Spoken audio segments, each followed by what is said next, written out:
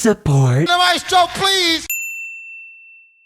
First record rundown of May. Here's hoping that things start to pick up as we approach summer. This will be for the week of May 4th, 2023. On this day in music back in 1997, Hypnotize by the Notorious B.I.G. would get to #1 on the Hot 100 and stay there for 3 weeks. Hypnotize, unfortunately, would be the last song released before his passing due to a drive-by shooting literally a week later.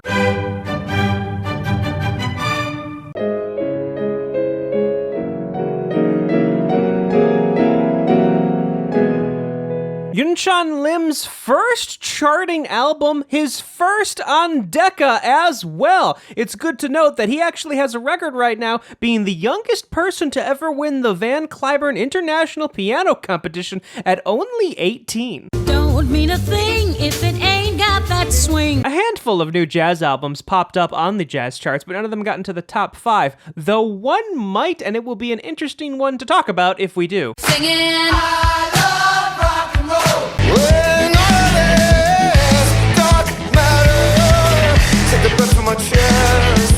Album number 12 from Pearl Jam. Interesting promotion they did for this. On April 16th, they did this promotional visualization experience in select movie theaters. The album would first be played just completely in the dark, and then again with a visualization sequence. Another interesting week where there are actually no new albums charting on the entirety of the R&B and hip-hop albums chart, which is 50, by the way.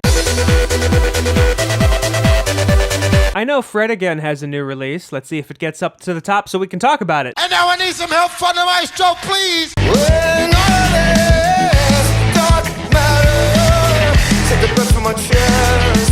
Fun fact, that album art is actually a light painting done by Alexander Gnezdilov. It was made using a large, self-made kaleidoscope. I know that last night we let the liquor talk. I can't remember everything we said. I can only assume he's started working on his next album now. This ain't Texas. Ain't no hold'em.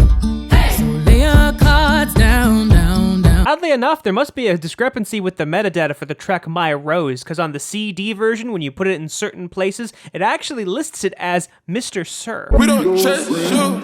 We don't trust you, no, no, no.